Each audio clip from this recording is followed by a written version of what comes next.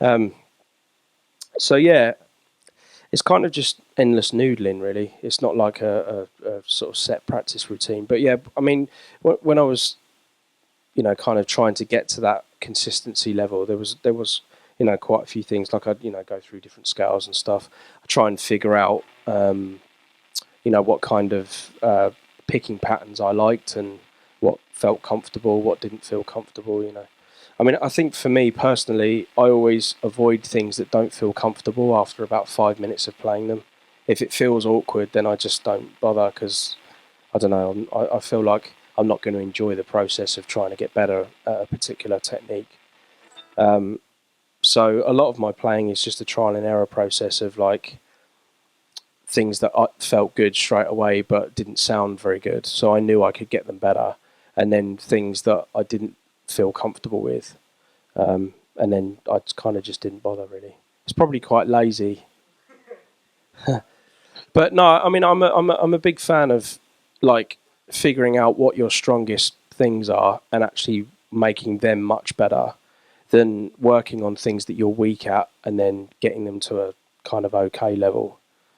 I feel like people would excel a lot more if they concentrated on, say, like if they were really good at picking, then just get even better at it. You know what I mean? Because then whenever you do a picking lick, people are going to be like, fucking hell. They're not going to worry that you haven't sweet picked a lick or done it using a different technique, if you know what I mean.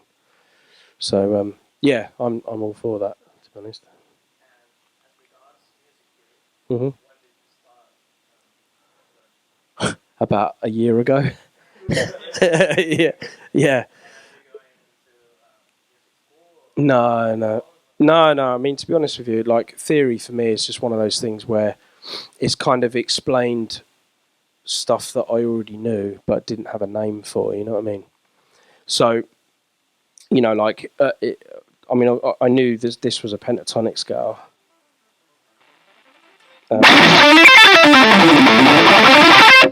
That kind of thing, and then there was like 5 different positions, and so I didn't learn all of those. I knew that there was that position, and I knew it was here.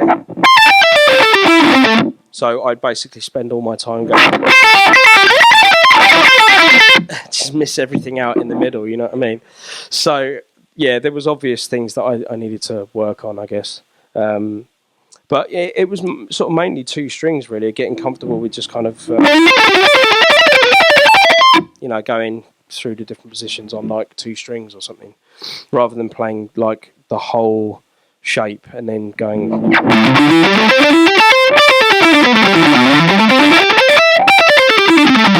Rather play that wrong, but yeah, just going through the individual things. So yeah, and then other things. It was kind of like trying to find out why I gravitate towards certain sounds. Like if I kind of play any sort of arpeggios and stuff like that, I generally, rather than kind of play like the sort of traditional, that kind of thing that everyone sort of does. I quite like adding like ninths in arpeggios and stuff, so you have like root, fifth, and ninth. Rather than kind of sort of thing. So it was learning how to kind of decide how to get that sound, and I needed to sort of know what that was. So I kind of, like you got a root 5, 9, and then back to sort of, like a whatever that is, flat 3, I suppose. Yeah, so things like that, but not going crazy with it.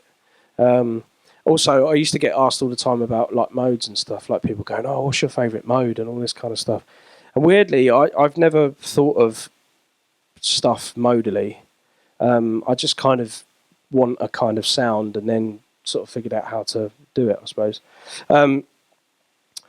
Like I've since figured out that mainly when I play like minor chord progressions that are sort of in the same key as each other. Say like if I played like an E, C, and a D, like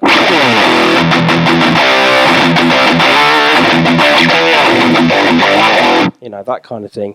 I always know that the kind of first chord is generally the root of whatever you're doing, and then you have like a relative major, And then if you play all like your G major scale over that E minor root, then it becomes E Aeolian or something. I didn't know that, but it was kind of explained to me that if you play a G major scale, the E is like the sixth note of that scale. So the sixth mode being Aeolian, you play it over a minor chord. And so basically I used that for a long time as my way of being able to know what major scale to play over a minor chord progression. So I could do it anywhere on the guitar. So if I played like an F sharp minor, I'd know that my relative major was A. So then I could play all my A major scales over that root, and I would have F sharp Aeolian.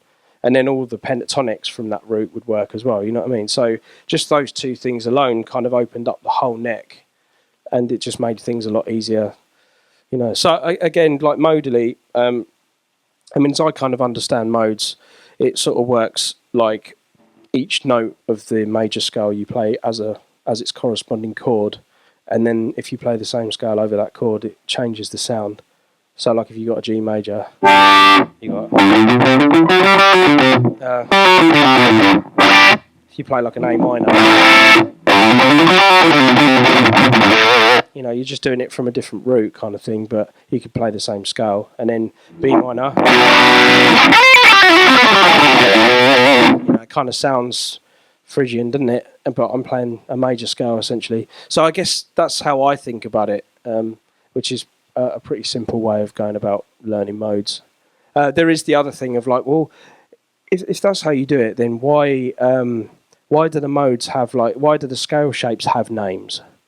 So it'd be like, right, well, to kind of explain it in a different way, if you had like G major, you wanted to kind of, you've already got that one because that's the same. If you wanted to play like a G minor, you could play, what would you play? Play F major, I suppose. No, but you yeah, that's right. You do it from the same position. So if you wanted to play like Dorian, for example, you play it like from the same root, and then if you wanted Phrygian, it would be what's Phrygian?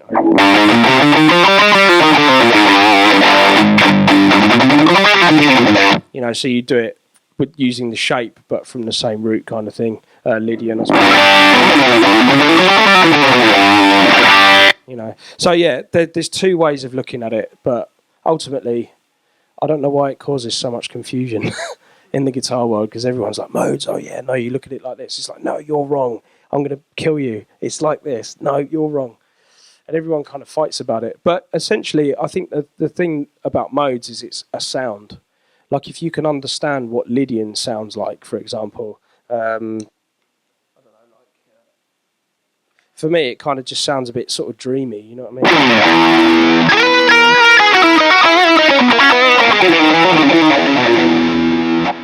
I mean, essentially, all I'm doing is playing a. What am I playing? Yeah, B major over an E.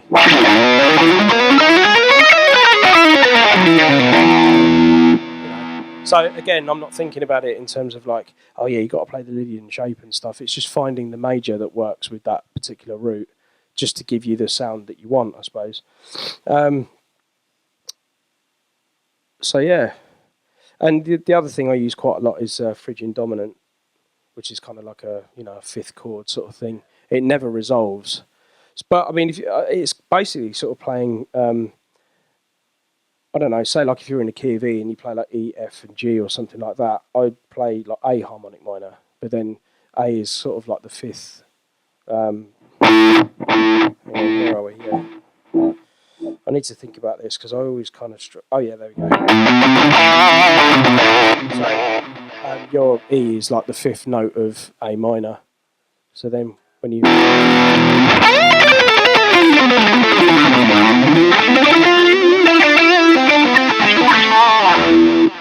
and you're constantly playing it over the E and it never resolves. You're listening to it go. But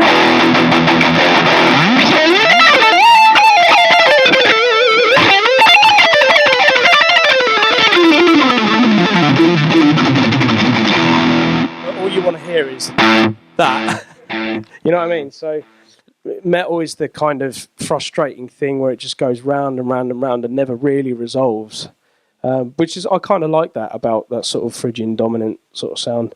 So basically, yeah, my playing is a mixture of kind of minor pentatonic, Aeolian mode, and Phrygian dominant, all rolled into one with some arpeggios, with adding the ninth in, and that's pretty much it, you know. Right, thanks for coming, guys. Okay, well, I guess we've officially started, have we? Right. Well,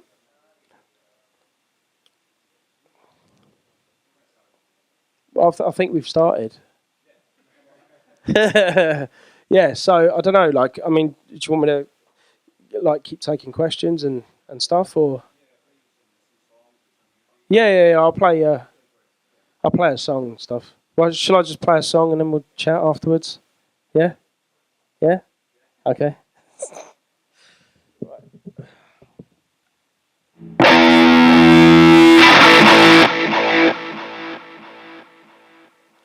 I'm just going to talk to my band.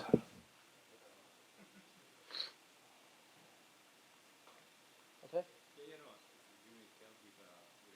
No, it's all right.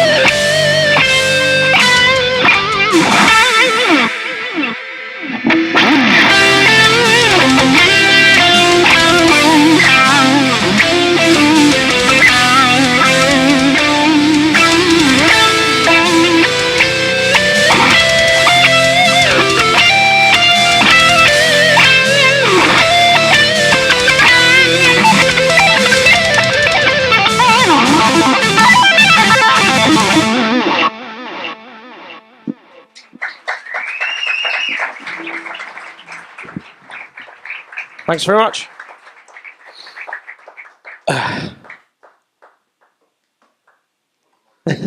He's touching his beard. Okay, cool. Well, I think we've officially started. So generally, these things are kind of go along a lot smoother if people have things they want to say, and then I'll try and answer some questions. I realised that I don't know how many of you are pretty good at speaking English or not very good. My Spanish sucks, so I'll try and keep it as non-English or London sounding as I can. So does anyone want to kind of kick off this very intimate affair we've got going on? No? Sorry, I'm just going to cough and die while someone thinks of something to ask.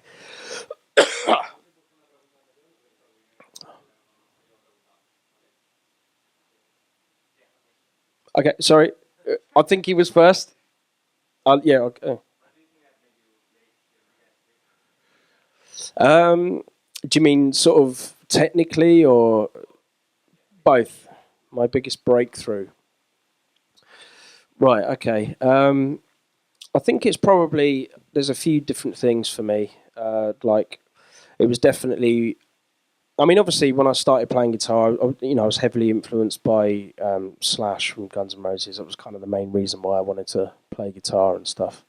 And so I learnt a bunch of Guns N' Roses songs. The first song I ever learnt was like "Don't Cry," which is a fairly easy guitar solo, I guess, to try and learn. There's a kind of bit in the middle that goes, oh God, I can never play sections of solos. I always have to play the whole thing. So let me see if I can remember it. First solo I ever learned.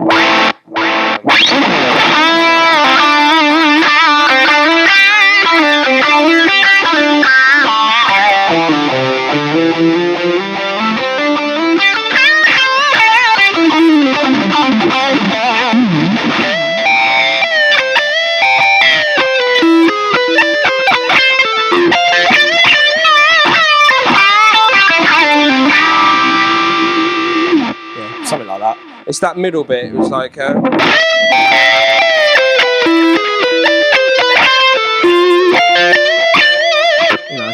I kind of. It was things like that that interested me, and I was kind of like, "Wow, that's really cool." I had no idea. I still have no idea what it's doing. It sounded like a really cool thing. So I was like, "Yeah, I wanna learn how to do that." So it took me a while to kind of get my head around that, and obviously, you got to. I won't play the whole thing. You all know how it goes. So yeah, there's that. I think actually learning a lot of Slash stuff was a really good grounding for moving on into probably more technical stuff. I mean, not saying that Slash isn't a great player anyway, but I think there's more technical players out there than him. But I think the thing that I kind of learned early on from him was probably more. The importance of melodic content and actually writing solos that fit the song, and also writing stuff that's memorable. You know what I mean? And there's nothing more memorable than that. Which actually, weirdly enough, was a guitar exercise. It wasn't even a song. He was just playing it one day, and Axel went, "Oh yeah, let's make a song out of it." And he was like, "Nah, don't be stupid." So 30 years later, it's still one of the biggest selling rock songs, I think. So yeah, there was that. And then another big discovery for me was listening to Satriani. But the breakthrough didn't happen until about a month later, when I had the record of Surfing with the Aliens. So this is going back a while when records were popular. I was kind of getting into it on the back end of it, because obviously they were much more popular before I was even born, but CDs were kind of already starting to come in, and tapes and stuff, but I had the record anyway. And I had a record player, and I was listening to Surfing with the Alien, and I was kind of thinking, right, yeah, this is obviously going to take me to the next level of guitar playing, right? So I'm listening to it, and it's like, it's so fast. It sounds like someone sped it up. Well, most record players have got like a double speed on them. So I was listening to Joe Satriani on double speed, thinking, so the major breakthrough was when somebody went, you've got that on double speed, put it onto normal speed, and it was like, oh, right, yeah, this seems doable now, although it was still difficult. But, it was kind of like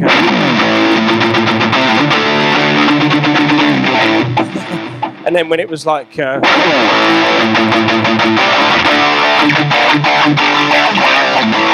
or whatever key it's in, I don't know, I think it's in G, actually. So that was kind of useful for me, because I could get my head around some of that stuff, so that was cool.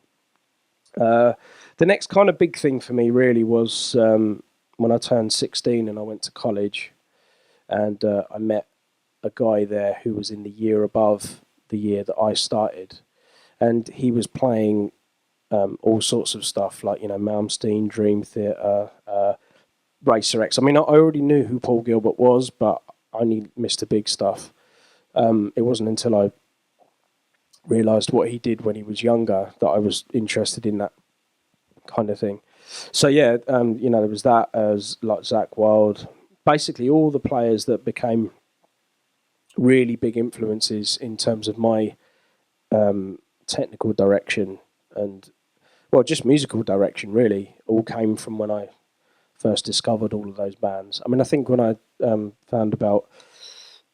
found out about Images and Words, like, I think that's probably the only album I listened to for about 6 months or something. So, because there was just so much to take in. To be honest, it was a little bit like when I first heard Passion and Warfare for the first time, and I didn't get it. Like, there was just too much going on. My ear wasn't trained enough to realise that it was, there was a lot of musical things to take away from listening to it. So I kind of had to do a bit of musical growing up. So that was cool. And then, I don't know, I think I've just been trying to sort of get myself to that kind of level ever since. So there's nothing really come in that's sort of new. Like, obviously Dream Theater have kept making albums, like, all the guitar players that I've mentioned have still been making albums. So over the course of, say, when I was 16 to now, I'm still fans of that type of stuff. So I guess for me, like, I've always been trying to get myself up to a level where, it's even somewhere close to that, I guess. So, always trying, you know what I mean? Like, I mean, like I was saying about my picking technique earlier, like, I don't feel like my picking's going to get any better, but I still try and come up with new ways of being able to use that picking technique into new things that I've never played before. So I'm always trying to stay fresh and play things, trying not to repeat myself too much, because obviously, the older you get and the more albums you put out and the more music you do, there's always that danger that you're going to play a lick or a phrase that you've done before. I think but that kind of helps to build your sound anyway. So if there's things that I do that I repeat, maybe it's just a kind of a signature thing, I suppose. And the last breakthrough that I can really think of was the sort of discovery of my power of the upstroke.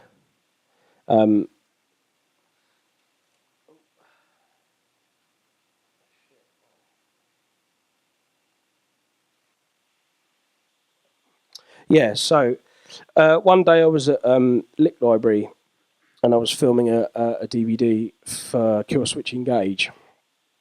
And I'm not in the... hang on, let me just check.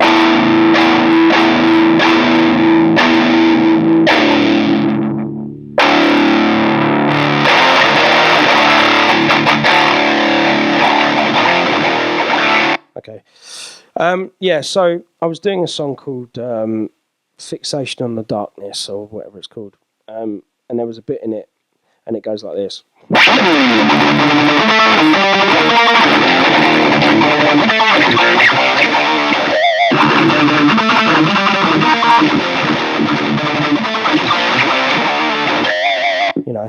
And it was fucking impossible for me to play because I was trying to do it all with downstrokes. So I was actually like sitting there, and like the guys filming the actual DVD were falling asleep, but they were just sort of like, "Oh God, please get it right," because it is sort of just going. I was kind of sitting there doing this. You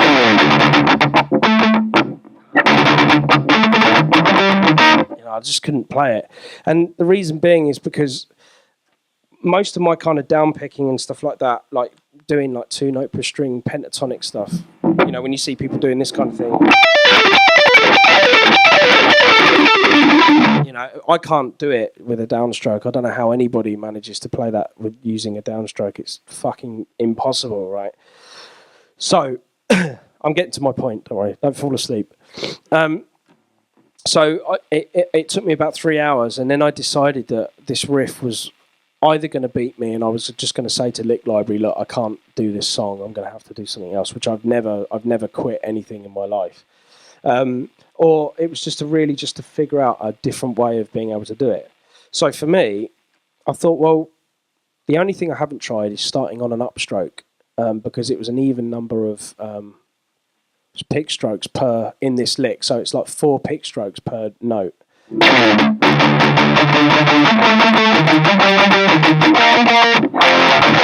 So as soon as I did that, I was like, wow, that feels way more comfortable.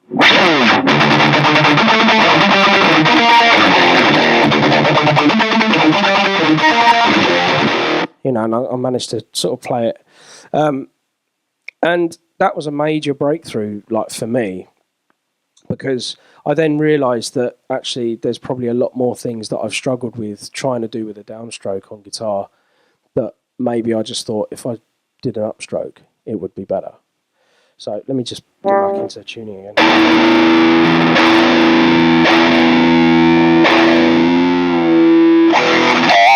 Cool.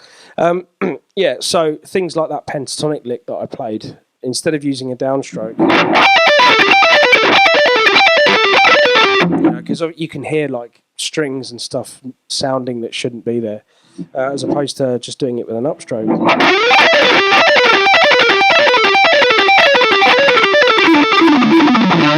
You know, which is instantly way more clean sounding, at least when I got into it. But it just allowed me to be able to pick 2-note per string licks better than kind of, because the way I would have done that normally is to just pick the first 2 notes and then use a palm mute to make the notes ring out. So it'd be like,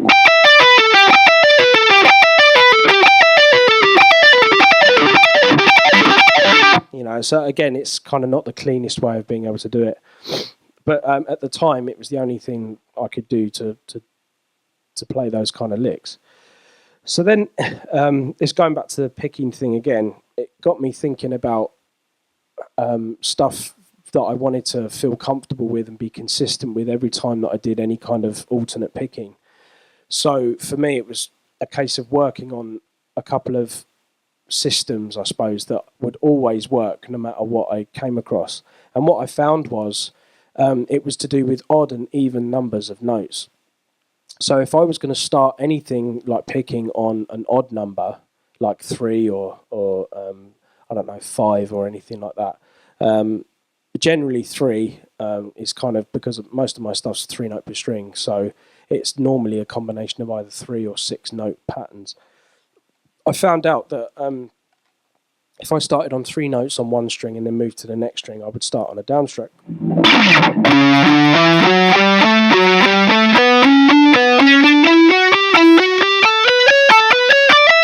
And the same coming down.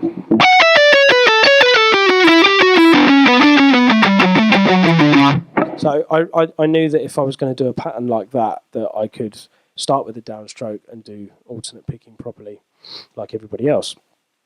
If I was going to start on an even number of notes, so like there was 6 notes per string, so like a good example of that is Cowboys from Hell, right? There's a kind of 6-note grouping run in that that goes on each string.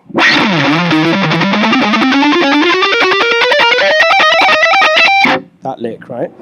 Now, for me to do that on a downstroke would mean that every time I change to the next string, I would have to be on a downstroke, which causes that problem of the bottom string getting in the way, But if I started on an upstroke, I don't have that problem. So 6 notes starting on an upstroke, every time I move to the next string is always going to be on an upstroke.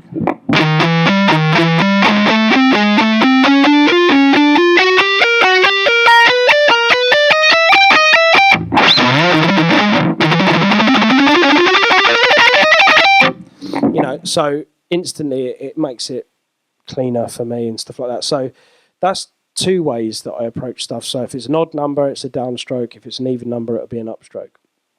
And that includes pentatonics as well, because that's even. That's 2 notes per string. So that's all upstroke. So those things alone were pretty much major breakthroughs. The other thing, one last thing that I'll mention, is with alternate picking, especially playing straight up and straight down a scale, every time you move to a new string, you're on a different pick stroke. So if you say, oh, I'll play that same scale shape again, but just alternate pick everything.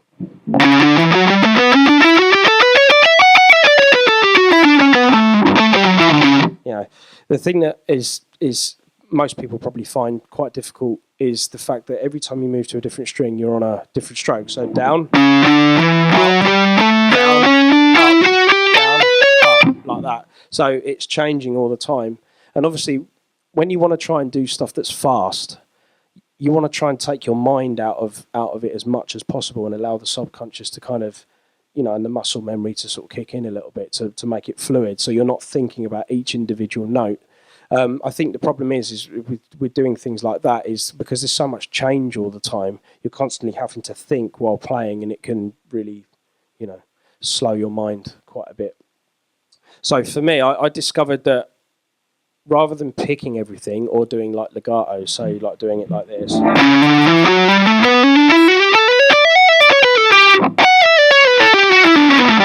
you know, which again was probably, it was difficult for me to do legato and pick it all.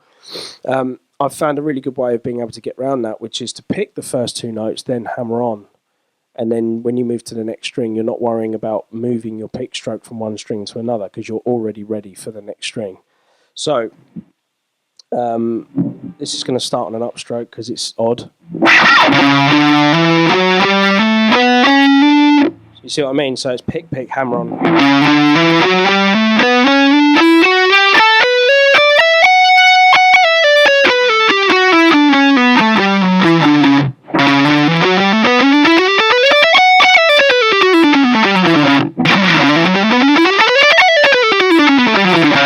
See what I mean?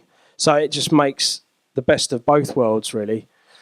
So with those 3 things, it just kind of makes everything a lot more fluid and a lot easier to kind of process. And I can learn new licks as well, and new that I've never played before, and apply one of those things, and it will work. So that was a major breakthrough. And I kind of hope that anyone in here thinking about coming up with little practices like that, it will definitely help your playing a lot. Cool. Sorry, it was a long-winded answer, but yeah, okay.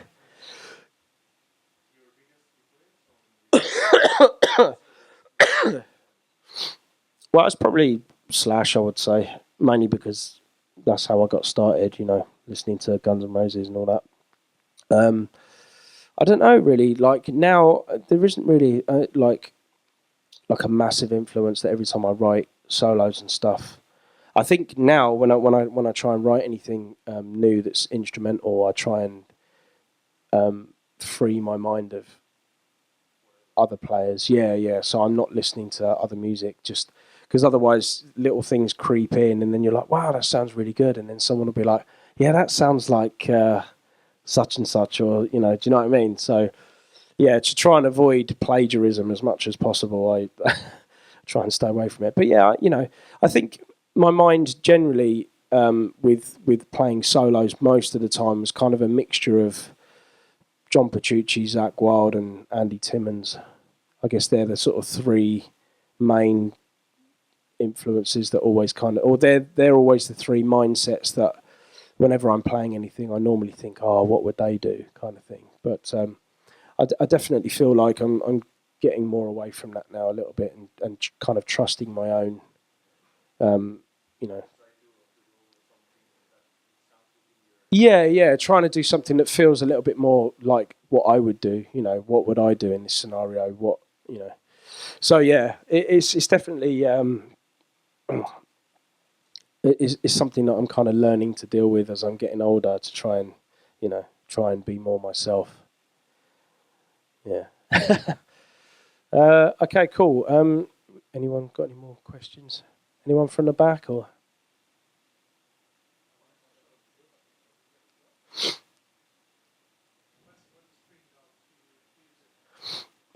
These are Dunlops. They're 10 to 46. Yeah. Does it? You seem surprised. Oh, really? No, no. I have my action quite high, so I don't know if you can see that, but my action's not very close to the frets. I just find you end up with a better tone when the guitar, well, when the strings aren't quite as close to the neck, and also like I haven't got these pickups right next to the strings either, which is normally a popular thing to do with EMGs, but apparently.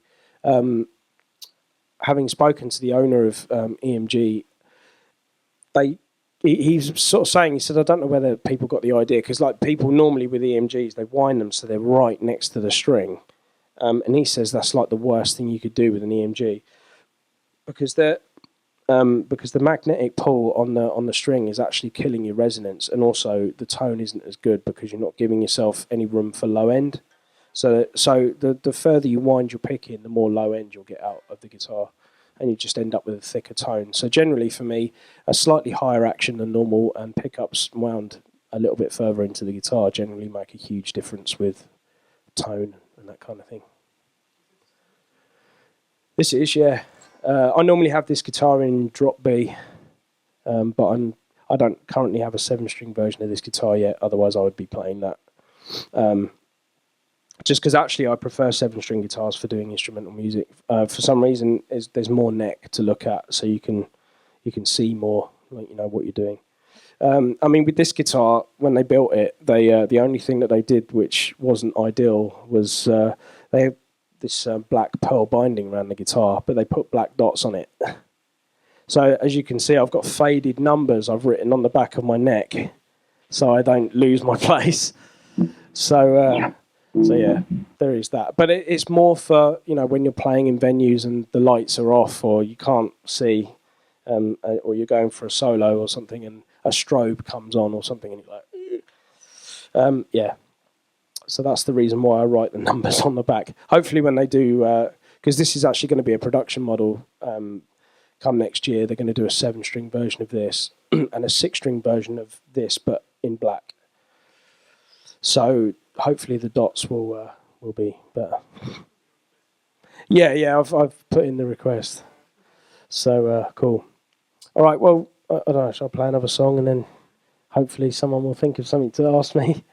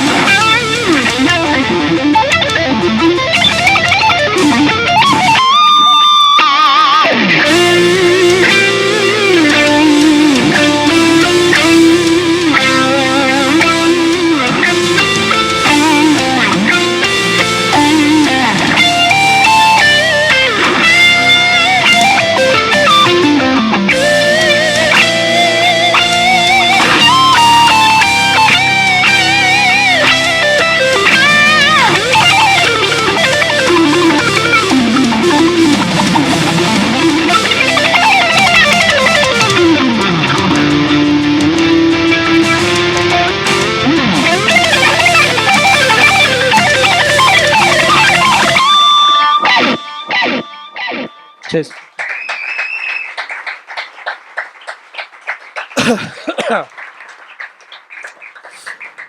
Okay, yeah, I can see a hand.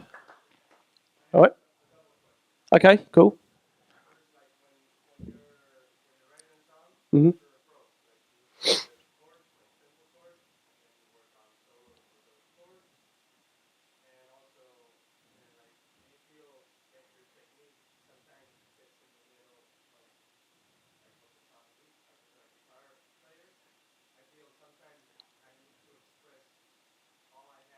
Yeah. Yeah. I totally get what you. Yeah, I get what you're saying. Okay, cool. Well, to answer the first question, generally, I write the song structure first, and then kind of work my leads and stuff in around it. It sort of depends on the type of song. That song in particular was a kind of Wearing Scars reject demo. So I quite like the arrangement and all that kind of stuff. Because let me just, I'm going to change the sound just to demonstrate how I went about doing this song.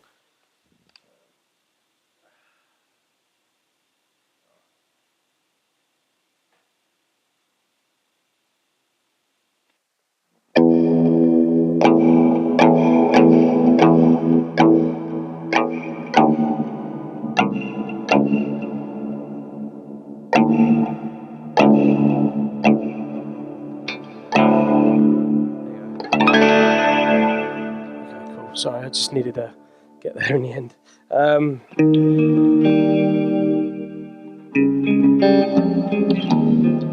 Okay, I've just got to remember how I came up with this. I was sat on my sofa at home, and I just got back from a video shoot wearing scars. And sometimes quite often I'll just pick up an acoustic or something and write songs that way. A lot of songs get written like that because I'm going to flip between both your questions because they're kind of interlinked. But the next question is, do you feel like you got to throw in all you have? It's very easy to do that when you're using an electric guitar with loads of gain and effects, and you're kind of doing all that. So a lot of the songs become riff orientated, whereas sometimes you need to kind of think about the chord structure of a song, kind of thing. So I picked up the acoustic, and hopefully I can remember what I did with this. But anyway, it was in drop.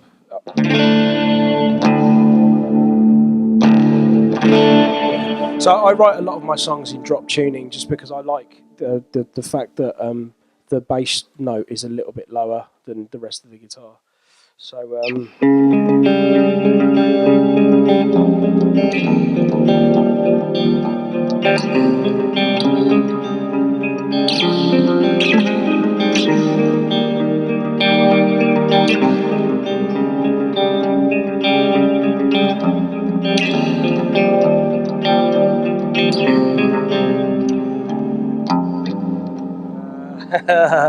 it's kind of where it goes a bit wrong. Yeah, that's right. So it just basically cycles round and round and round, that kind of thing. And then when the song came in, it's just heavier version of the same chord progression. Yeah, yeah. So it breaks. So basically, you can play the same thing over and over, but it just depends on how you present it in a production sense. So, like, you can go around a whole chord progression with clean, acoustics, doing like loads of effects, and then you could basically do the same chord progression again, but for like a chorus section. And then you could add your guitars, your drums, your bass, and all that kind of thing, and then make it completely different, even though it's the same chord progression kind of thing. So, changing sounds again.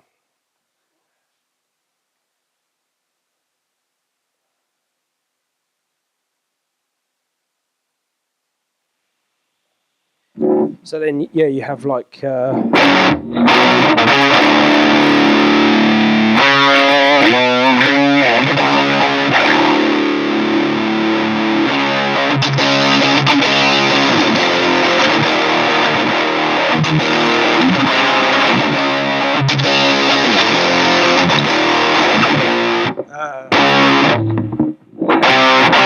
don't know, yeah.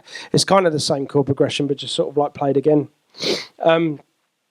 So yeah, there's that. But one of the songs that I played earlier, well, the first song that I played, that was actually based on sort of Japanese pentatonic scale.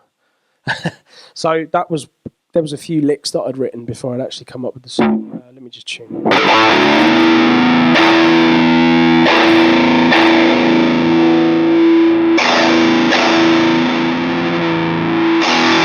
Cool. Yeah, so kind of going back to some scale shapes and stuff like that, I saw an interview, well, not really an interview, it was more a kind of guitar column in Guitar World, and it was about a Japanese pentatonic scale. Now, I'd never really thought of that kind of, I don't know, the Hirajoshi scale, I think it's called, as like a pentatonic. I kind of always thought of it as like a 3-note per string thing, and I've never really kind of used it that much. Although it's quite sort of prevalent in metal music, especially with guys like Jeff Loomis and Marty Friedman use this scale quite a lot. But this article kind of changed my mindset on how to sort of view this particular scale, because I didn't have to change anything about my mindset. So if you take like an A minor pentatonic,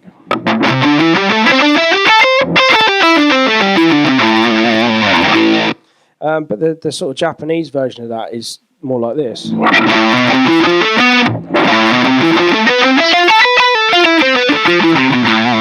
So it sounds quite cool, but you can play it in the same sort of way that you would. Yeah, sorry.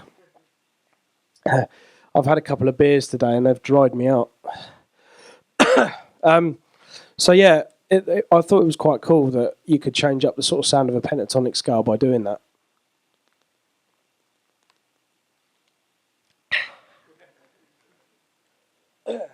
So yeah, I'm still a bit croaky.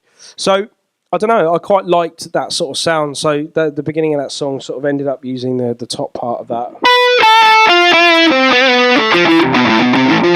You know, so it kind of has like a Japanese sort of sound to it. And, you know, like the sort of normal pentatonic scale, it has 5 positions, pentatonic being 5 notes kind of thing. The same thing with the Japanese scale as well. So I learned all the 5 different positions, and then I decided, you know, much like the normal pentatonic scale, which shapes I liked, which shapes I didn't like, which ones felt more comfortable than others to play, and then start making music with it. So the other thing that I discovered as well is that I already knew some of this stuff anyway. I've got a couple of licks which sort of use that scale sound, one of which being this. I've kind of used that in my playing before, but never really understood where it came from. I just kind of like the sound of it. I think I probably heard Petrucci do something like that, and I thought it sounded pretty cool. So, so yeah, there's definitely a couple of licks that I already had that fit in with those pentatonic shapes. One of which was.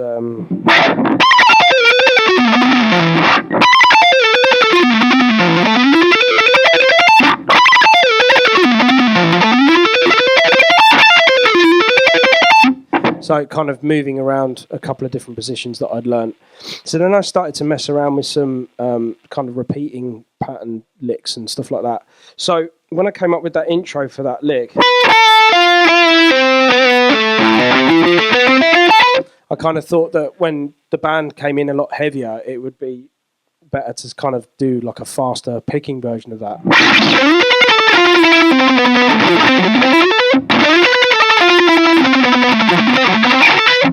Which is actually, it's fucking hard. I don't mind admitting.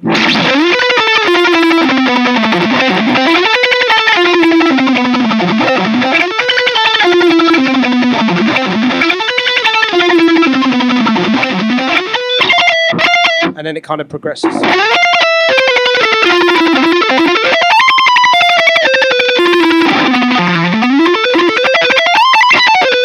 So at this point, I kind of already exhausted all of my knowledge within that scale, but I still wanted to kind of, you know, write some other cool stuff. So this sort of ties in with another new technique, which I've kind of been using quite a lot, which helps with the sort of sweep picking side of things. Now, sweep picking's kind of never really been a strong technique for me, and I've made my peace with it a long time ago. You know, I wasn't really die hard. I have to sweep pick everything. You know, there's guys that do it incredibly well. You know, so. My strengths are kind of more things like, you know, alternate picking and tapping and maybe some string skipping stuff as well. They're the techniques that I feel are my strongest.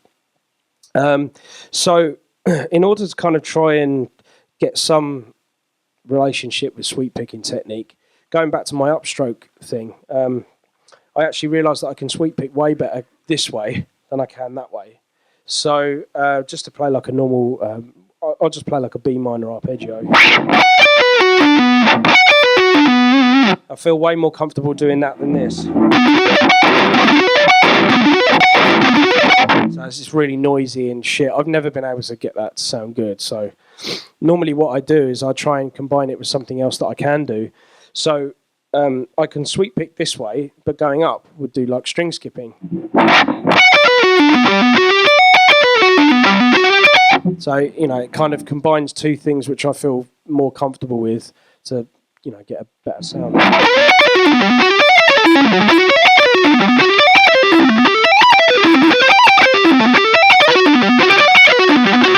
You know, and can improvise and do stuff with that I couldn't do if I was purely just doing sweep picking up and down kind of thing. So there's another little pattern which I like to do quite a lot, and it looks like this.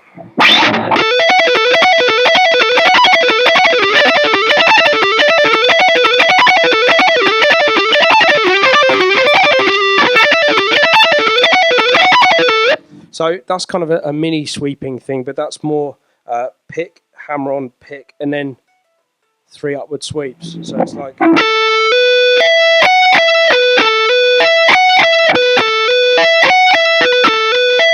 And then if I just want to extend that out, I use alternate picking to add in an extra note. So the only part that's sweep picked is the descending part.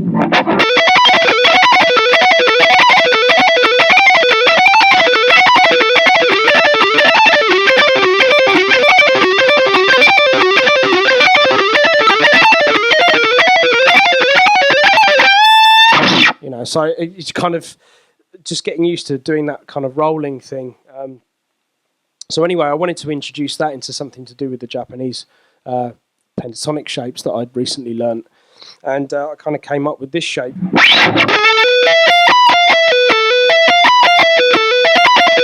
Which I thought sounded pretty cool. I kind of did it and I was like, oh wow, you know, I wonder if this sweep picking technique that I'd learned could fit into that. So it was just a case of being able to apply it and see if it worked.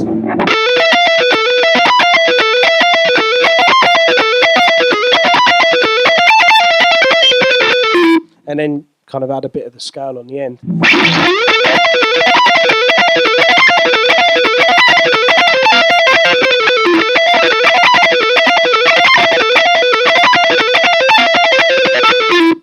So just to kind of answer your question in a very long-winded way, yes, most of the time when I write songs, I write the backing and stuff, but every so often I'll work on some lead ideas, and that will then inspire some kind of backing track idea. And then you know, when I get the idea for the song, I do like a basic structure in like, well, I use Cubase for all of my recording and stuff.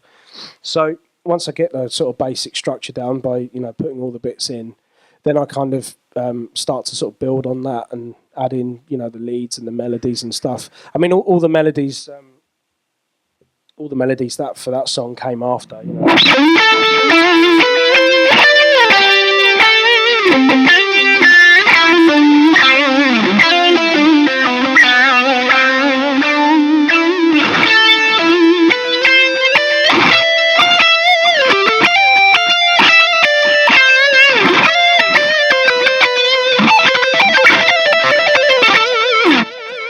All of that stuff comes afterwards because it's then dictated by the chord progressions that I've decided to use. So yeah, the only other song that I think that I've written, which I wrote the lead first for, was a song called Angel of Darkness. That started with like an arpeggio section. I'll see if I can remember it.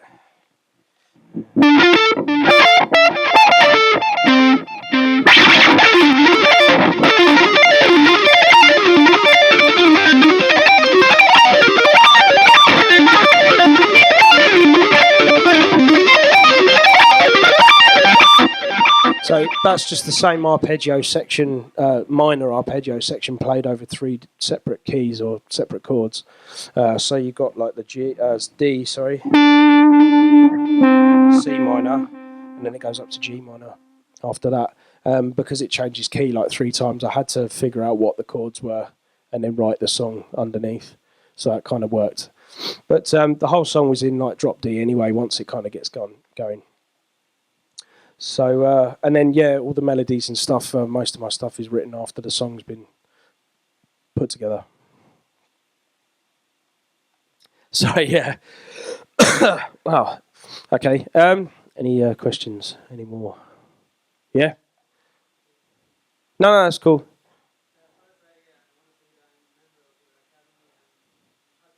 Oh, cool. Cheers.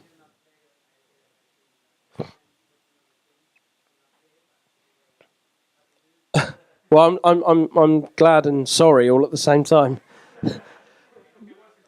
Oh, shit.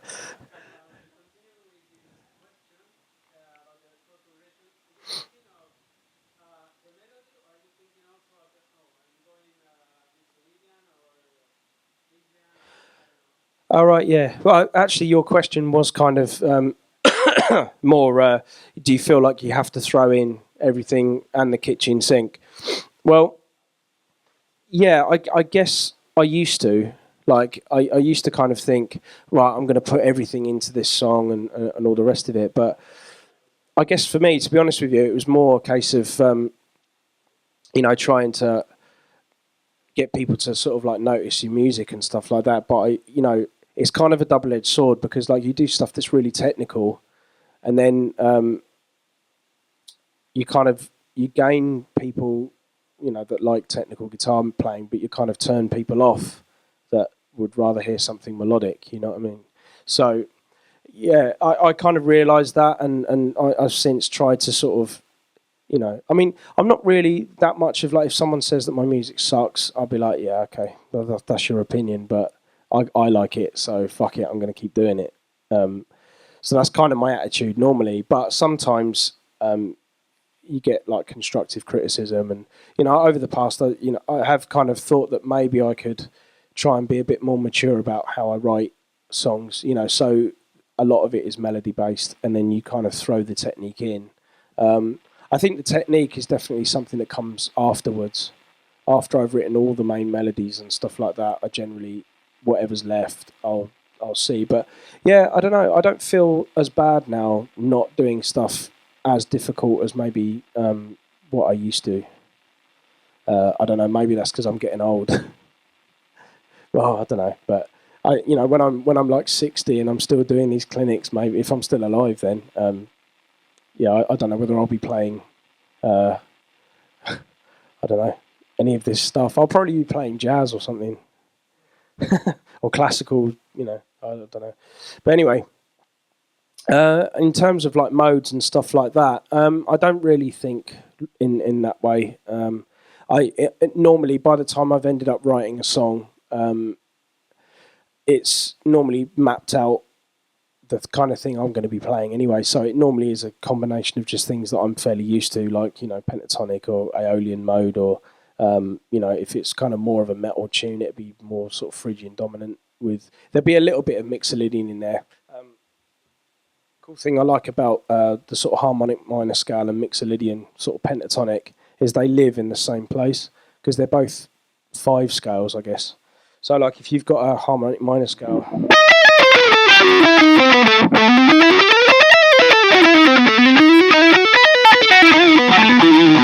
your Mixolydian is sat in there as well, you know what I mean? So I quite like the combination of doing both of those things together.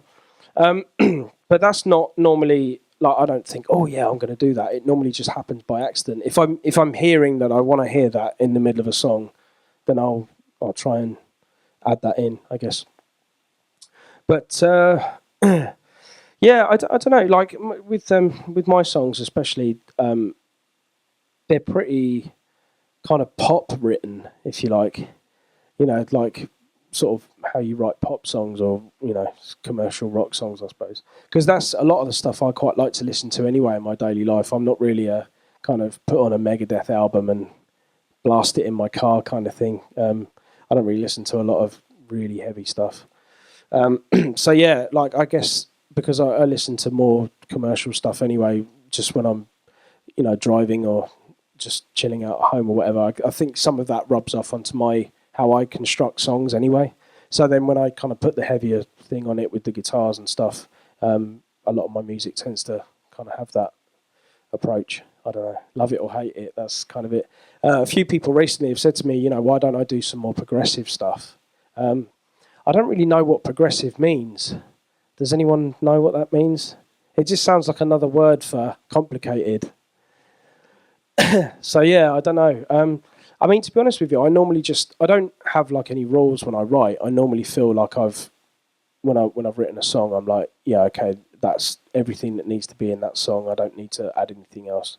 But if I do, or I feel like it needs something like that, then I do add that in. So it just depends on the song, really.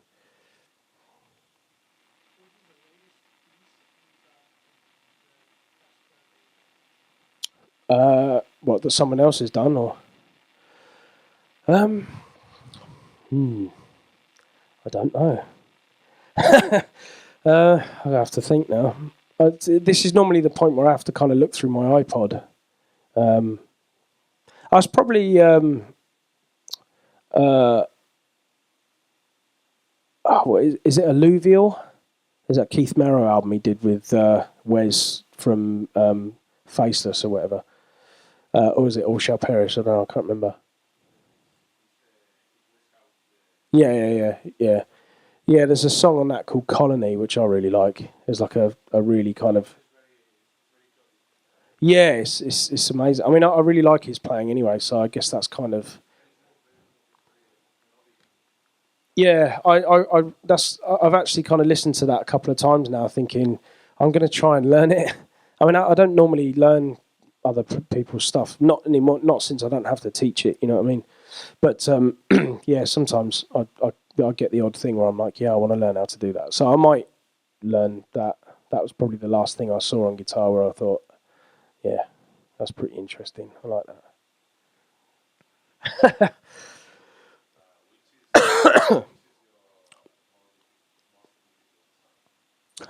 Well, I'm going to play that last, so you'll find out. Actually, you saw me playing it earlier. It's that, yeah, it's that one. That's one of those ones where I did literally put everything into it, and I always regret putting that on my set list. Oh yeah. Well, that's not even a song really. That was just a demo for Tune Track. So I had to write a song using all of their products. So yeah, I forgot I even did that. Yeah, don't ask me to play that. I can't remember. So yeah. Cool. Any other questions? Yeah. Keep going. Mhm.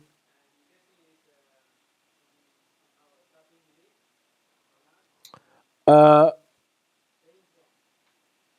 okay. I'm gonna try and remember this. What key was it in? B, I think. Um,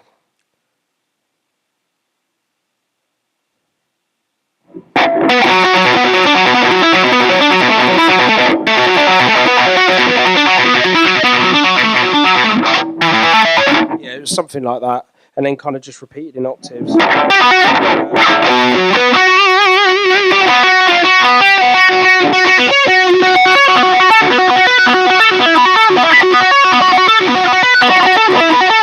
Something like that. That's one of the songs I was going to play on this clinic tour, and I don't know. I just for some reason didn't learn it. See, because that album's about 9 months old to me, so it's not like recent in terms of like remembering. So the songs that I'm playing for you, they're the only ones I know at present. The only other one I was going to do was that Rick Graham one, but it's a different guitar, and I didn't want to travel with two guitars, so because that song's all in drop B. Well, at least my bits are. All Rick's is in standard tuning.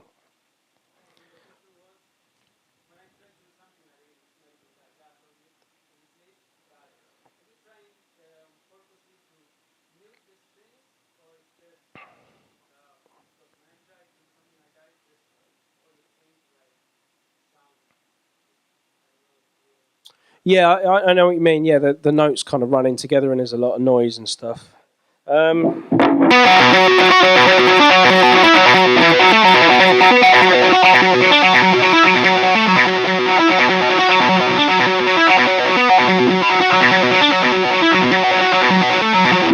I think I just playing that to try and get my mind ready to answer your question. I think it helps to have good contact with the notes. Like generally with tapping, it tends to kind of sound better if your hammer-ons are very definite. You know, so you sounds like Hendrix. Yeah, so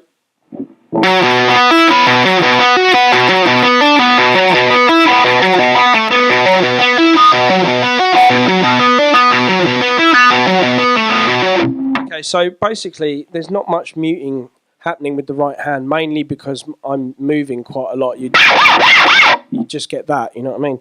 So most of my muting is being done with my first finger there, so all of the strings underneath, you know, they're all being muted. So there's that, but also not to have more than one note being played at a time. So if you're leaving like your left hand on there and then you tap a note, obviously those two notes are going to play together. So you kind of have to have the separation in there.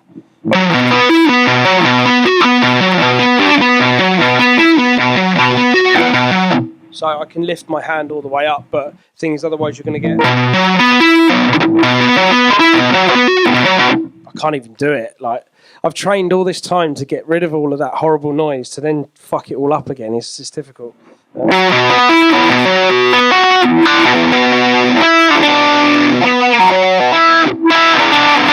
get that kind of thing happening where like two notes will play together. It's kind of an easier way to sort of describe that is like with a string skipping lick.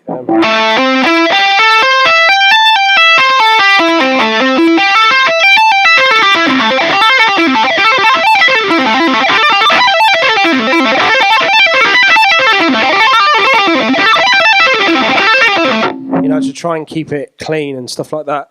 When you go up, it's very important not to have both the hands on the guitar at the same time, because you end up with that. So it's better to kind of go like that. So as soon as you touch that one, you take off the other one. But when you come down, all your fingers have to be on the guitar at the same time. So basically, your left hand and your right hand have to touch at the same time.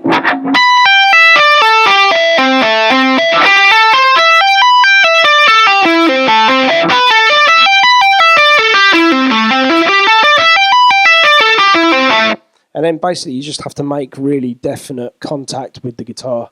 Because if you try and do it lightly, I always find I get a lot more noise and a lot more, you know, stuff that I don't want when I try and do that. The other thing is if you're using too much gain as well, that can create a lot of noise. So yeah, maybe turn the gain down a little bit and hit the guitar a bit harder, and you'll probably get some better results with that.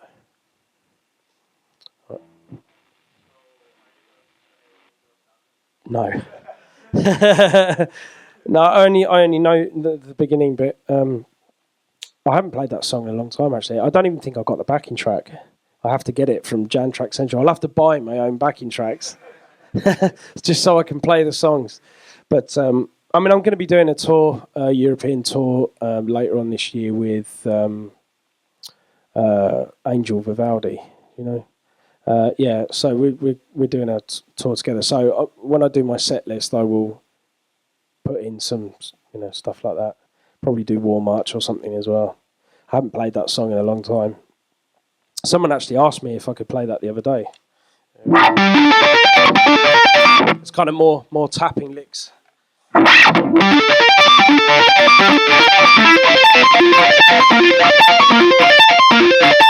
Yeah, that's a lot more tricky to get clean sounding.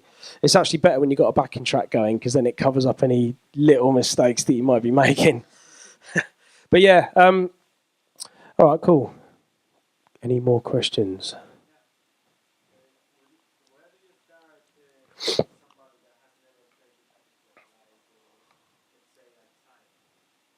A child.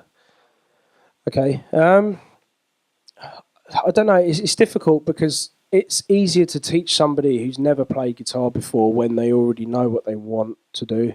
You know, like in terms of knowing what style of music you like. I mean, if you're into rock guitar playing, then I suggest it's no good going to a jazz teacher.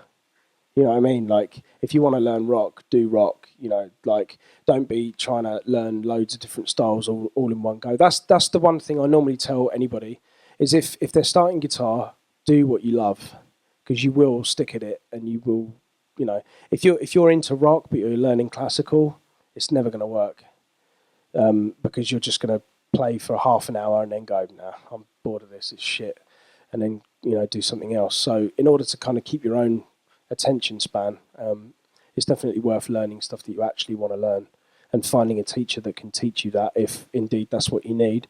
I mean, for me personally, I was self-taught, so I just sheer will and obsession was kind of getting me through the first few years of being able to play guitar before I could really start to, pick things up. But it's difficult with children because you kind of don't know whether they're into what you're into, and you're making them, so if you want them to be into rock and then they grow up and they don't like it, I don't know.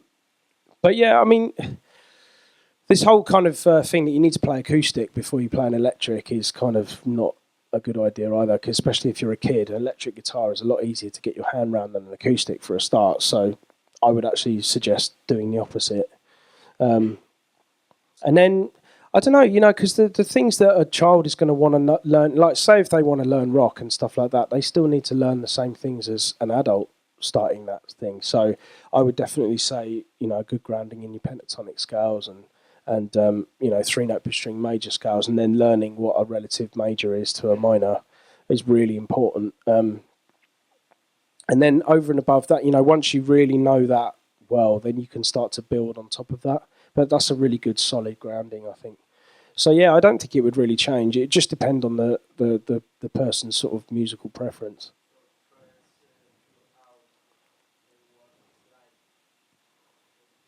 Yeah, yeah, pretty much. I mean, obviously, I was just mentioning kind of things that are important for like playing lead and stuff like that. But obviously, you need to learn like chords as well and stuff. So probably some basic kind of open chords, um, just that kind of thing. Learn what a bar chord is, what a power chord is, all those kind of things, and then basically learn all the notes between there and the 12th fret on the low E string. That was probably one of the most important things, because if someone goes, yeah, we're going to play in the key of A minor, I'd be like, well, where the fuck's that? Yeah, so I know that's an A minor chord, but where am I going to find my scales? So if you know all the notes between there and there, you'll be able to find your root note somewhere, and then your pentatonic will fit, and then you're kind of on your way, you know what I mean? It's a very kind of fast-tracked way of being able to just play with anybody and stuff like that. So that's probably where I'd start. Do you play guitar then, do you? Or? Okay, cool. Have you just started, or do you know what you're doing?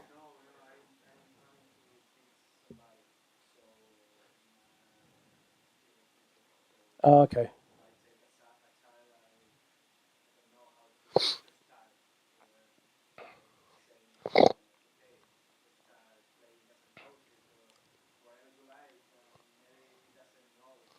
Yeah, I know it's tough, man. Honestly, I mean, it'd be like, because the thing is, kids aren't very forthcoming either. I mean, I've in my very early days of teaching and stuff, like I swear kids would just bring their kids round to my house because they want to get rid of them for an hour.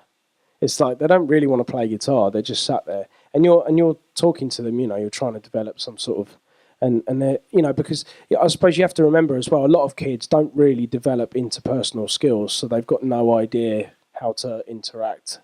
If they need to tell you something, or it's very difficult for them to kind of go, well, what do you like? What sort of music have you heard on the radio? I don't know. And you're like, okay. So you're kind of, right. Okay, we're going to start with a sort of pentatonic scale. And you go, right, start with, I don't know, something basic. and they're just doing this. And you're like, fucking hell. It's a long half an hour or an hour, you know what I mean? I think the timings as well is like if you're going to sit down with a child, maybe 20 minutes, half an hour tops.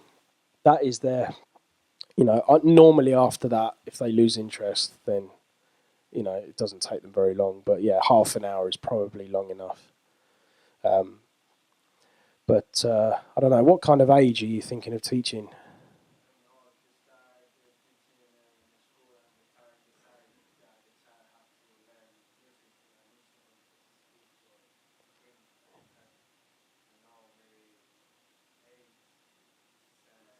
Yeah. I don't know. Maybe it's kind of worth doing a bit of investigation in terms of like, whether the parents know what the kids like. I mean, because they might, oh yeah, he's listened to this and he likes that kind of thing, and then you can kind of tailor it a little bit to suit the kid, So yeah. Anyway, any questions? No? Why'd you keep asking me to play songs? I can't remember. No, I've got a set list. I'm going to play that. That's it. No, actually, it's quite funny because to be honest, my memory is shit when it comes to like if anybody says, "Oh, play," I'll be like, I've got no idea how that goes because I have to like if I know I'm going to do a bunch of songs and gigs and stuff, I just learn that and then it stays in my head for as long as I need it, and then when I don't need it anymore, it goes. Because otherwise, my brain would melt out of my ears, and I'd be dead. So, all right, cool. Shall I play another song? Yeah, okay. I mean, it's all new album stuff. I have a new album out.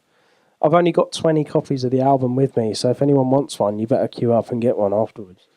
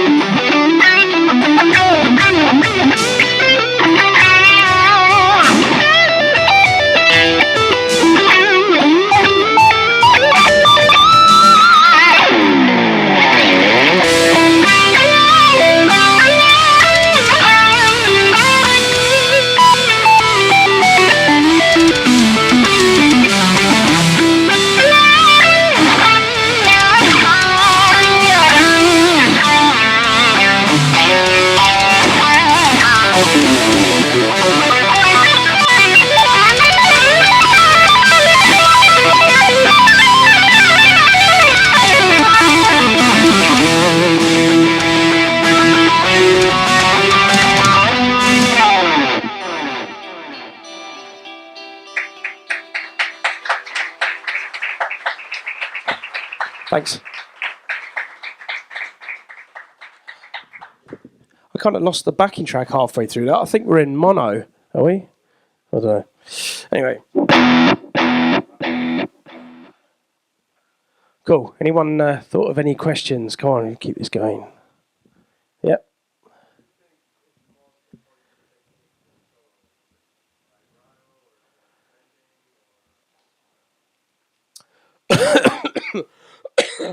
Sorry. I don't know. I mean, I definitely think it's never just one thing. You know, like bending and vibrato is obviously very important for expression. You know, if you just bend a note, you know, it just sounds like it's not really going anywhere. You know?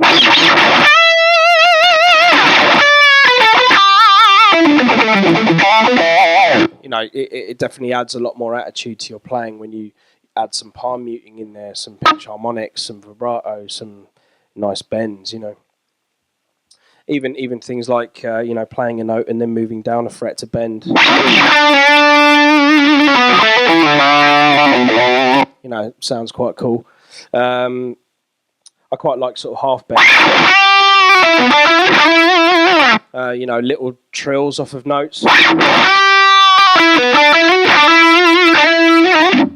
could do the whole Greg Howe thing if you want. Yeah, so I don't know. It's definitely you know, worth being able to. I mean, even just being able to play a note and.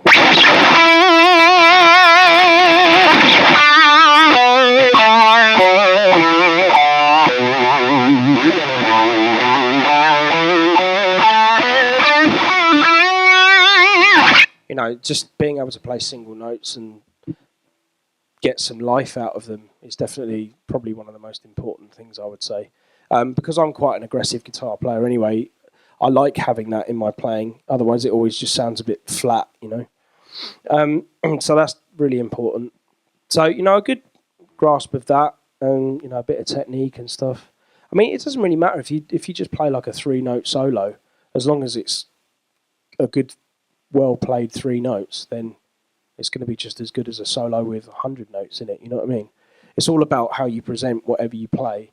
As long as it sounds confident and it sounds like you mean it, I think that's kind of the most important thing. You know, there's nothing worse than listening to a guitar player that is barely touching the guitar. They sound like they need more gain, and then every time they bend a note, it doesn't quite get there, you know? Those things, I find it very difficult to listen to. So, yeah, they're the things I think are important.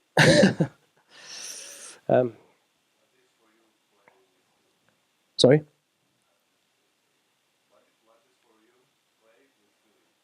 I don't know. It's kind of a difficult question because, I mean, there is this argument in the guitar world that, like, if you play fast, you're not playing with feeling. But I disagree totally. How the fuck can anybody tell what you're feeling when they're watching you and listening to you play? If they don't feel it, then it's their problem with their feeling, not your feeling. Do you know what I mean? So that's the point that I always like to try and point out to people.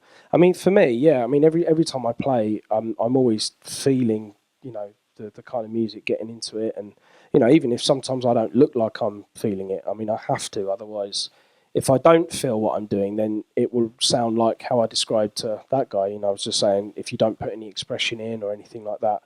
I don't know. It's a stupid argument. When anybody says, "Oh, there's no soul in this, there's no feeling, there's no," and it's like, what the fuck would you know?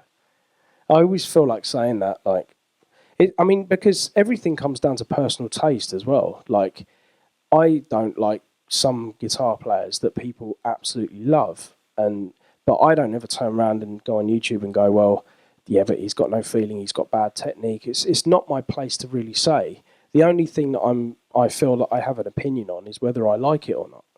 Everybody has that opinion, you know what I mean? But nobody's right when you turn around and say, like, I mean, anybody could pick up a guitar in here, and it would be wrong for me to go, well, you're playing that wrong. or you're doing that wrong, or it sounds wrong, or you're doing this and that and the other. I mean, apart from the obvious, like if you bend a note and it's not in tune, then it's universally, it is wrong, if you see what I mean. But over and above those kind of fundamental things that you need to overcome as a player, like most things are taste. So it's like, I don't know. This is why the argument of who's the best guitar player in the world will never get answered. Who's the best band? Who's written the greatest song ever? It's impossible, you know, because everybody views music and feels differently about everything differently, which is the great thing about it, you know, which is why so many people have got the ability to write music and put music out and all that kind of stuff. But yeah, you know, feeling, it's different. Because my version of feeling might be different from yours. You know, like somebody like, I don't know, who's of. So, I mean, every time I feel it, I think of somebody that plays with, I think, great emotion, and someone like that is Andy Timmons, right? He's got a great feel for the way he plays and everything. Every note he plays just sounds like it's coming from somewhere other than somewhere, I don't know.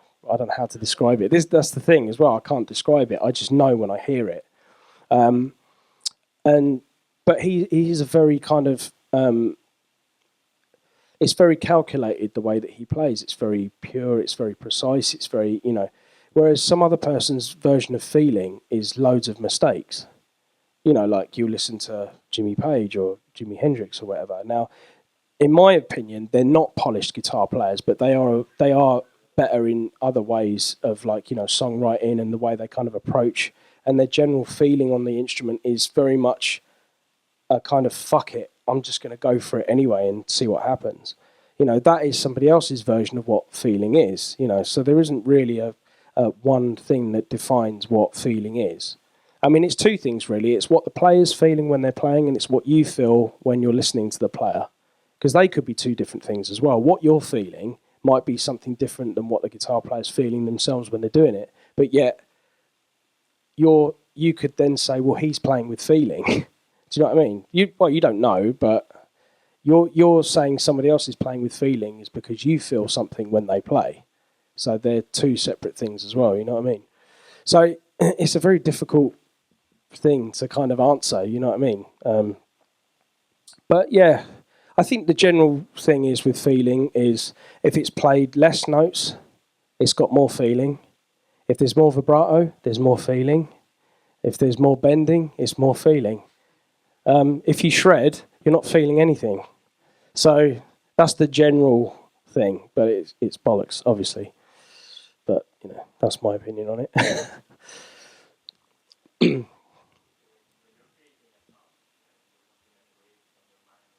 Mm-hmm.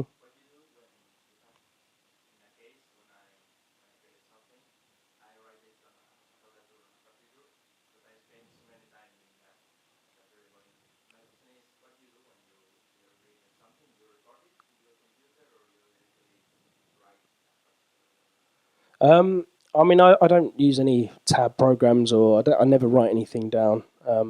If I come up with a good idea, I just record it, you know. And yeah, I mean, the thing is, it's hard to be objective about something when you're doing two things at once. When you're playing a riff, you're doing two things. You're playing it and you're listening to it as well. So you're getting two different perspectives at the same time. Whereas if you record something, you can take the playing aspect out of it and you can just sit back and listen, and then you can be like, because you hear it differently, and then you might decide there's something you want to change, or, you know, something. So I definitely recommend, if you get any ideas, just record them, you know, because I've seen it as well where bands, they write all of their songs in Guitar Pro and not an instrument has even been touched, which is quite a lot of the time why bands get in the studio. They've written everything on Guitar Pro and they can't actually play any of it. Any of it. So it's like, wow. But yeah, like for me, it's very easy for me to be objective about stuff that I'm doing when I just record it. I put it on in the car. You know, I kind of, if it makes me feel something, then I feel like it's got something I can work with. If not, I just bin it. Or, I mean, I never erase ideas. That's the other thing. I keep them, because as shit as they might be at the time, something else might come along later where you'd be like, oh yeah, that idea I had like 3 months ago, that would work really well. And then all of a sudden you can build songs. So The songwriting process for me now is a lot quicker than it used to be because I just do that. I just get everything down. Sometimes I'll record a whole idea and it'll be a whole song, and then I'll be like, oh right, oh, well that was good. Other times it'll just be a riff or something, and then I'll just have it for ages and never do anything with it, and I also feel as well that when I actually set time aside, like if I decide, right, I'm going to write a solo album, or I'm going to write a band album, or I have to write a demo for a company, like a song where it facilitates whatever it is I'm doing. Like for Dunlop or whatever, there was a Petrucci wah thing, and I had to write a song so I could use the wah pedal, because rather than just me sitting there playing on my own, and it's just it's not very interesting. I would rather see it in context. You know what I mean? I always find it easier to kind of write when there's a purpose for the actual writing. When I'm just sitting around and I don't need to write a song today if I don't want to, but I might do if I start, nothing ever comes out, I need a purpose for the writing for it to kind of work, yeah.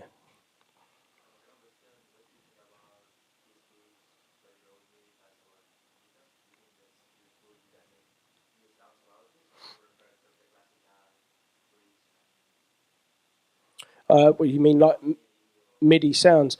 Yeah, I mean, there's some really cool stuff out there for creating ideas.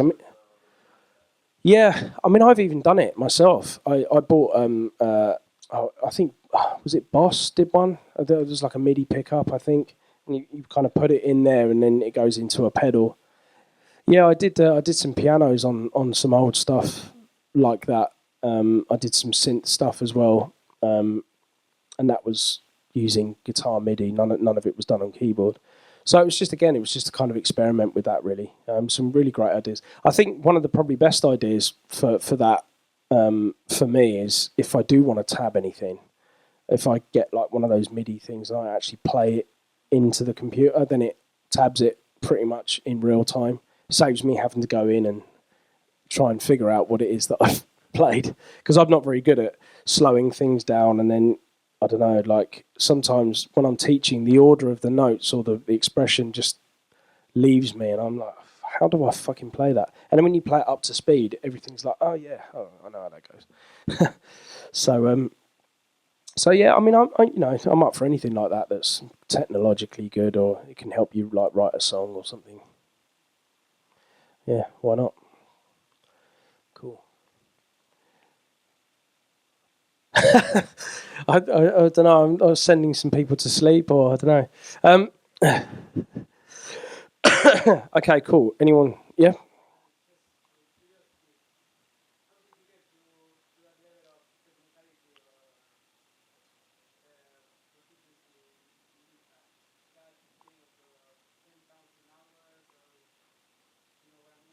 Yeah, yeah, yeah. Pretty much.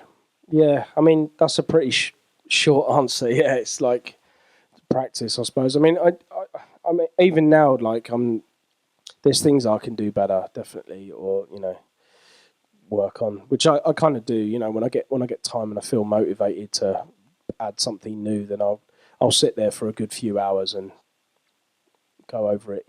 I'm kind of obsessed with things. I mean, I'm like that anyway, mentally. If it's something that I really want to learn, I will spend hours and hours and hours just doing that one thing in order to kind of figure out how it works, or how to use it, or you know, um, this is a bit crazy, to be honest. I think probably like mentor or something. I don't know. But yeah, guitars, it's a bit of an obsession. I think, like I was saying to you earlier, it's like, you have to be in love with it. You have to kind of enjoy the process. And I think that's probably one of the most important things, is like whenever you're learning anything. Because the thing is, from the beginning, you don't really know anything. There's been no process. And then when you get to the end of something, then what? It's this bit in between that's like the most important thing. You have to enjoy getting from A to B. Because if you don't, then it's a lot of time you're spending doing something you fucking hate. Do you know what I mean? So I don't know. Like I enjoy trying to get better, trying to learn, trying to do stuff, and all that kind of thing. And I think you have to enjoy that to then get to where you want to go. Yeah, exactly. Yeah, I mean, to be honest, I mean, the thing is, it's like I've got a pair of hands and eyes and a brain. So have you. You know what I mean? It's like I haven't got anything more than what you've got. I think the only thing that separates people that kind of get to a certain level and that people that are trying to get to a certain level is the thing that I just mentioned. It's the process. It's how much time you're willing to put in to actually get to that point. Because it's, you know, when you actually mention to people that, you know, you played sort of like, you know, between 6 and 10 hours a day for about 10, 15 years, it's like, oh my God, you know, I've got such a long way to go, you know what I mean? And that's what I mean. You have to enjoy that process, because otherwise, if you don't, you're going to play an hour every day and then after 6 months just give up. And, you know, like I was saying earlier about the lesson question, it's important to play stuff that you enjoy as well, you know what I mean? I mean, I like rock music. I like that kind of guitar playing. So I was always doing that. I wasn't really listening to blues or country or jazz, you know, because I know there's a school of thought out there that means that you have to become a well-rounded musician, you have to listen to loads of different styles. And there is a lot of truth in that. But it depends what kind of musician you want to be. I mean, if you want to be somebody that's a session musician or that plays in loads of different bands, then yes, you have to do that. I didn't want to do that. I wanted to be good at rock, so I just did that. So that's kind of it, really. I'm not really a good blues player. I'm no good at country, and I'll never be able to play jazz, and that's cool with me. I'm all right, you know. I like playing the heavier stuff. Some of those influences might come in occasionally. You know, there is some bluesy elements to my playing, but essentially it's still kind of rock. Okay, how are we doing for time, by the way? I feel like we've been in here like 3 hours. I don't know. I think everybody that's running the clinic has left. Oh, okay, cool. All right, so what do we do? Start at 5? Yeah, cool. All right, well, I mean, has anyone got any other questions, or I'll just play one more song and then we can kind of end it? All right, you want me to shut up then, don't you? Just play another song. All right, cool. I'm going to play another song then.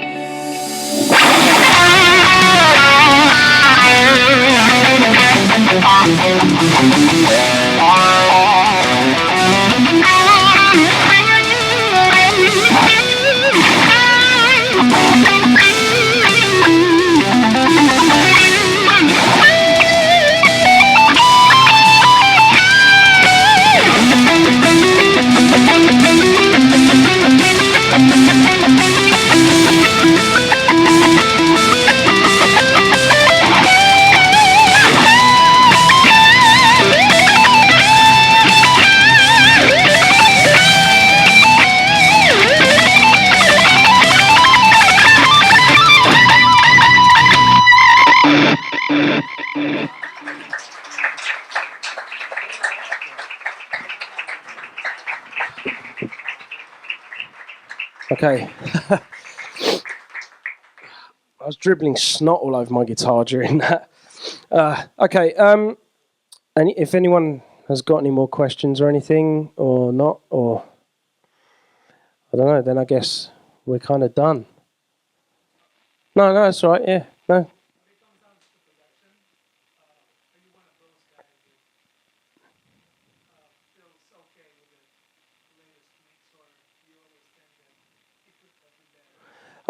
Yeah, I don't know. I mean, there's a well-known saying: a mix is never finished; it's only abandoned. Yeah, I think you just draw the line and go, yeah. I mean, you can tweak and piss about all day long, but I don't know. Essentially, I think it's like a bigger picture. Like, I mean, generally, if I'm feeling a bit frustrated with like a mix or something, I'll put it in a playlist with other songs. So I don't know when it's going to come up, and then I'll be doing something. And if my song comes on and I feel like I'm hearing things wrong with it, then it needs fixing. But if it kind of passes in the playlist and I'm like, okay, yeah, seems fine to me, nothing kind of jumps out as being weird, then that's pretty much done for me. I don't know. It's kind of, the thing is as well, is like when you start sending it to other engineers, they all start telling you what they would do with it. But they're not necessarily things to change it because it's bad. It's just because they're things that they would have done differently. So I guess it's kind of knowing or being comfortable with something where you know it's good and it's okay to put it out.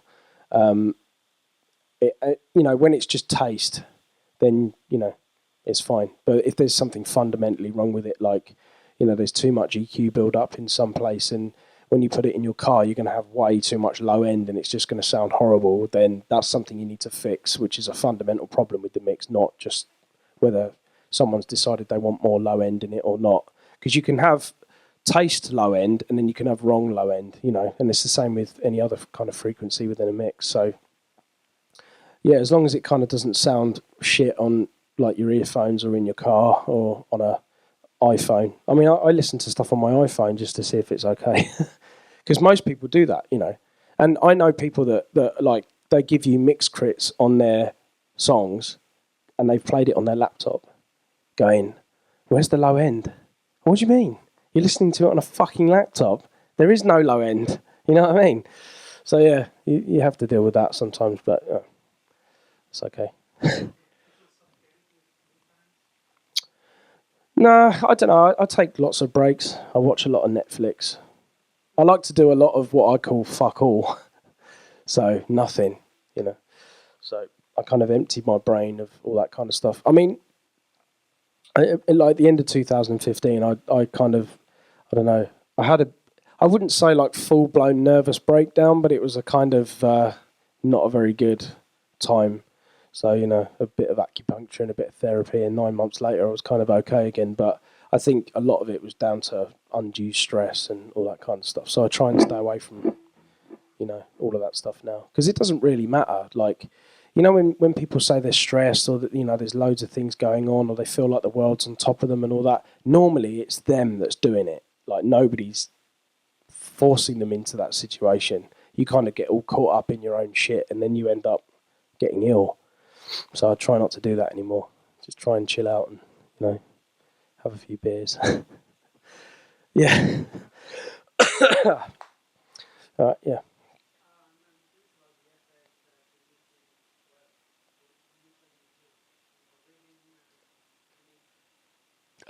Well, you have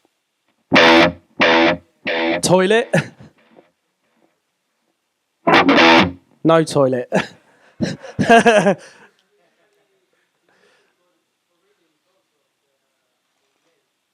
The what, sorry?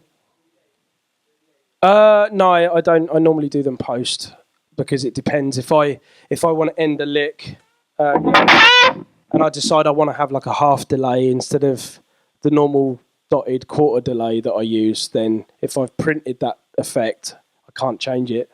So I just add it in afterwards. What I normally do to record leads is I just record a clean DI with no amp. But I use like a plugin and it's got delay on and stuff on it. But it just means it's a way of me to track it. If I want to reamp that lead, then I can do it and then add my effects in afterwards. But yeah, generally I'll add it post.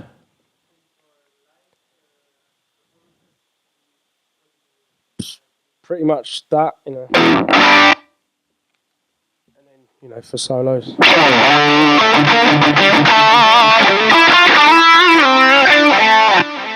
know, I quite like that sort of, you know, it's quite nice for doing, I don't know, mountaintop sort of solos. I'll play one of my bands once, hang on.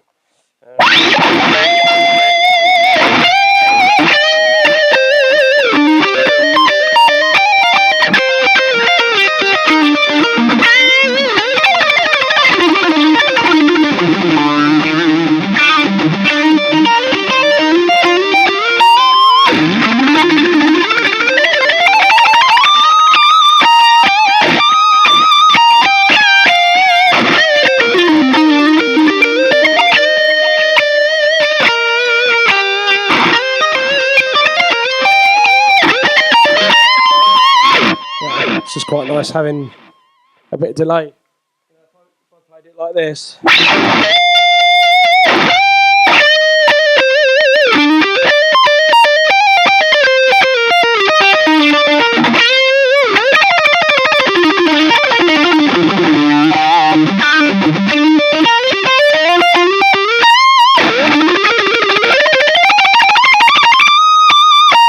Yeah, it just doesn't sound anywhere near as arena rock, if you know what I mean. So that's the only reason I use delay, really. It just creates like a kind of nice sound, I think.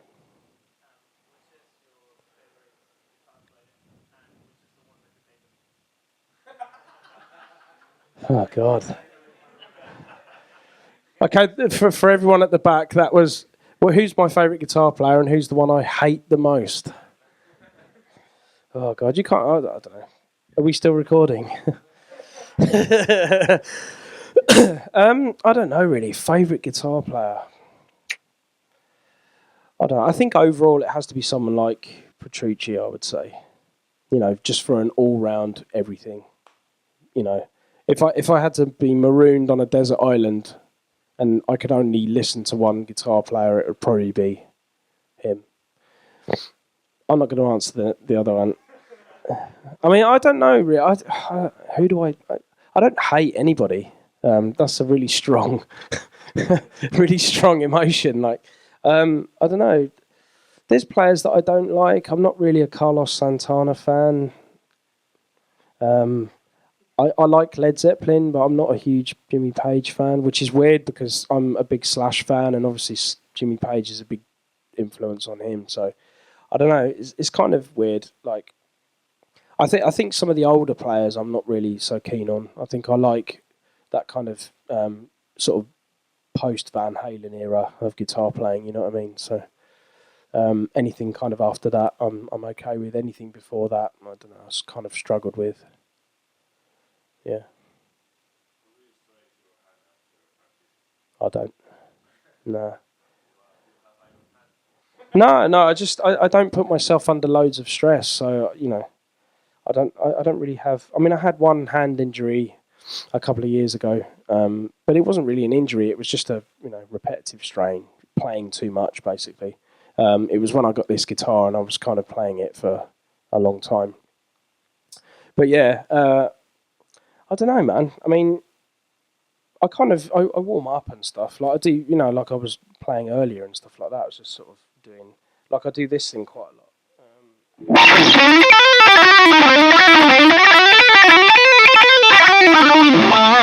It's kind of something I'll just play over.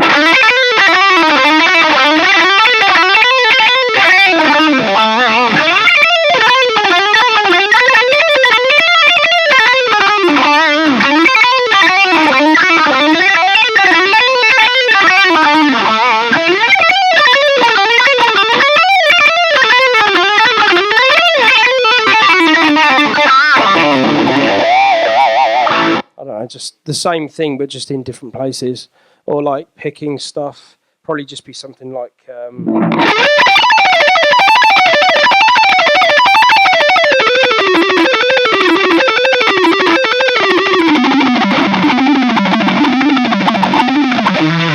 and then just kind of.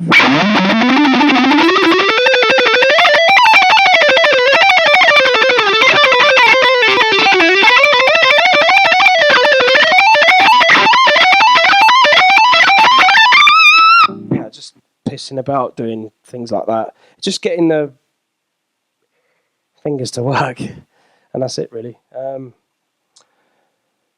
Yeah. I wish I had a better answer for like, oh, what do you do for warming up? It's like, because I know people would like to me to go, oh, yeah, well, I don't. I don't really like doing that kind of thing. I like to just sort of play things that are going to be like what I'm going to be playing, for the gig or clinic or whatever. Just so I can kind of get used to, things. And then I'll be like those sweeping things that I mentioned earlier.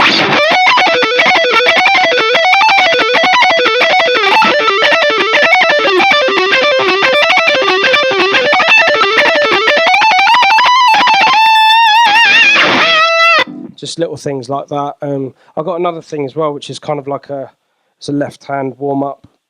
It's part of a live guitar solo thing that I do as well.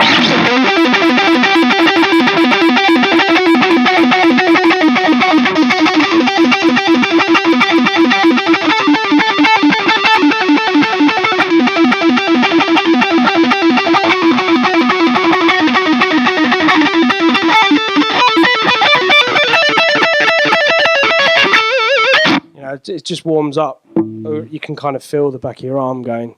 So, and it's musical as well. It's something that, I kind of don't get bored of hearing, I suppose, too much. I guess we're done, yeah. What do I want? I want beer. After. Well, okay, all right. Well, I'm going to kind of, because, we'll be doing this all day otherwise. I just want to thank everyone at Fanatic Guitars for having me. Thanks everyone for coming down and listening to me talk and trying to play some stuff. Like I said, I've got some albums available if any of you guys want. I mean, it's like €10 or something. It's not too expensive. And I can sign them for you as well if you would like, do pictures and that kind of stuff. So. Oh, yeah. Do you want to tell them? Do you want to tell them in Spanish?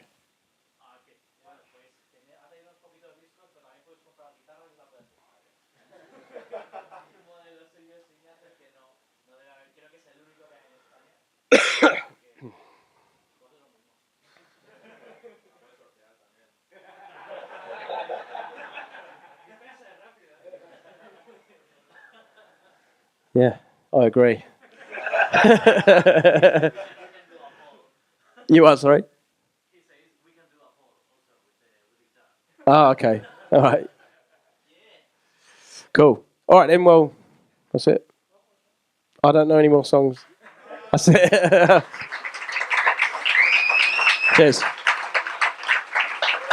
Oh,